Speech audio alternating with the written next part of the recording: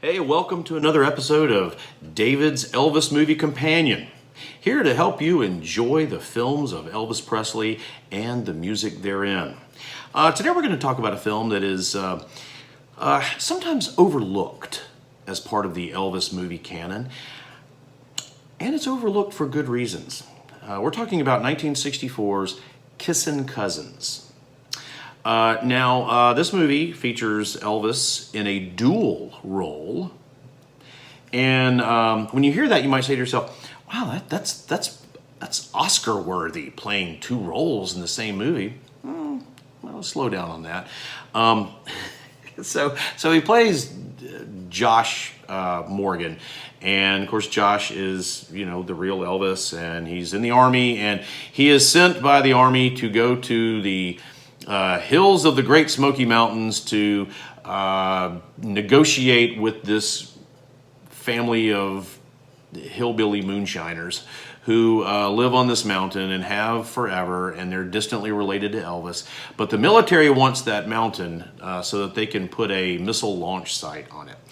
And the hillbillies will not give up. And apparently shooting muskets and throwing rocks has just baffled the U.S. military. So they got to send Elvis, since those are kinfolk, and he's going to negotiate for them. Now, Elvis also plays Jody Tatum, which would be a very distant relative who has blonde hair.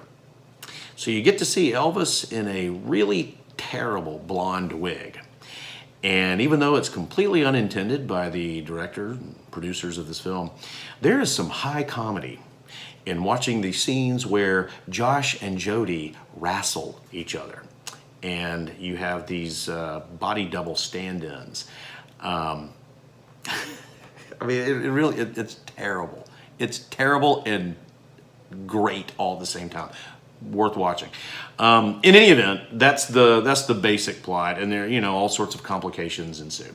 And there's some romantic interests with Josh and, let's hope, some very distant relatives. Anyway, I'm just glad that this movie doesn't perpetuate the myth that Southerners inbreed.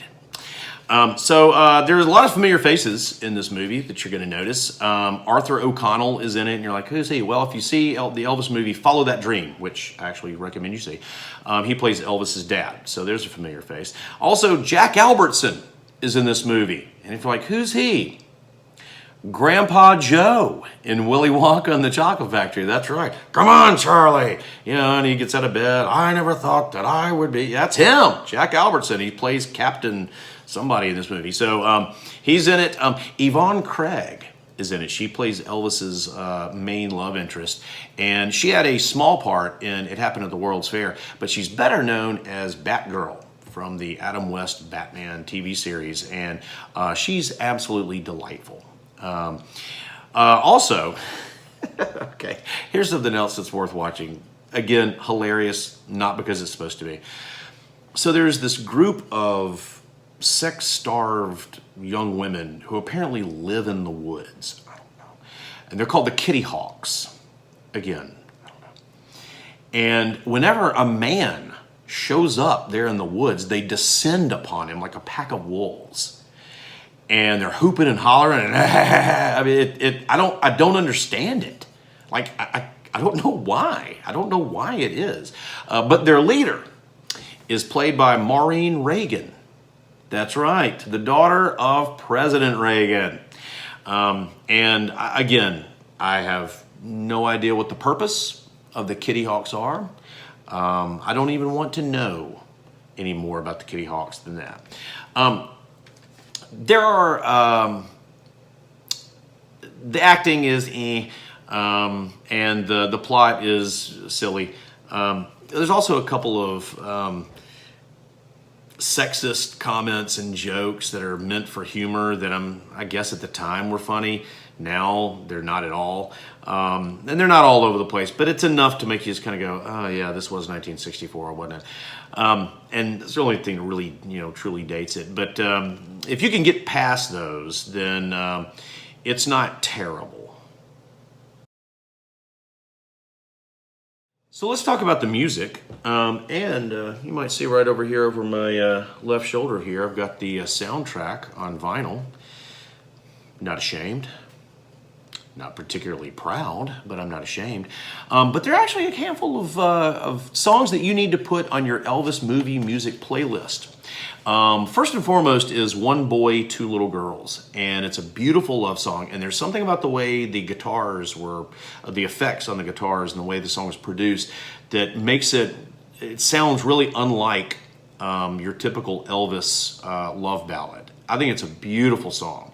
And actually, the scene that has that song in the movie is a really well done scene.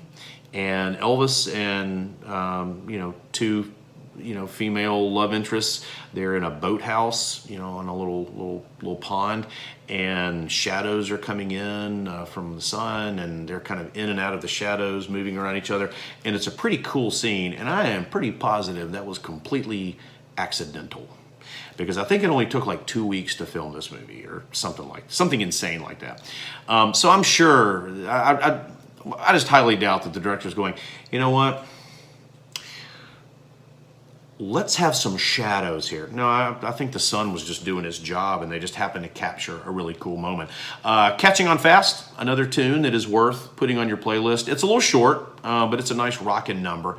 Now there are two songs called Kissin' Cousins, one that is in the opening credits and one that is in the closing credits. Both of them lyrically a little ew. Yeah, I don't want to say Elvis is giving the green light for you to make out with an actual blood relative, but I don't think he's telling you not to in these songs. The one in the opening credits is okay. The one in the closing credits is a pretty, rockin' fun little 60s number. But again, lyrically, it's not all that great.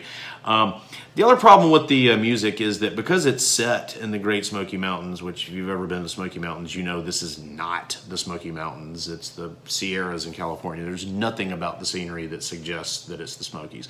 But there's a lot of hillbilly-ish, for lack of a better term, type music. Just bad attempts at like hillbilly country. Again, there's some reasons to watch the movie. There's some reasons to not watch it. I give this movie a C+. The script is pretty terrible, and the blonde-haired Elvis is awful, and yet you can't look away. So it is both a reason to dislike the movie and a reason to watch it, just to see it, just to see Elvis in a blonde wig. And he looks incredibly uncomfortable, like he's wearing a burlap sack on his face or something. But if you're not a big Elvis fan, you're gonna not like this movie. If you are a big Elvis fan, then I think there's some things you're gonna like. And again, his character is, the Josh character is a likable character, and he's surrounded by a little bit of talent. And it's you just check your brain in at the door. Don't worry about it. And it's not a bad time at all. Again, a C+. The music could be better, but there are a couple of songs you should put on that playlist. So there you go, Kissin' Cousins from 1964. And I hope you enjoyed this episode. And if you like, enjoy the film.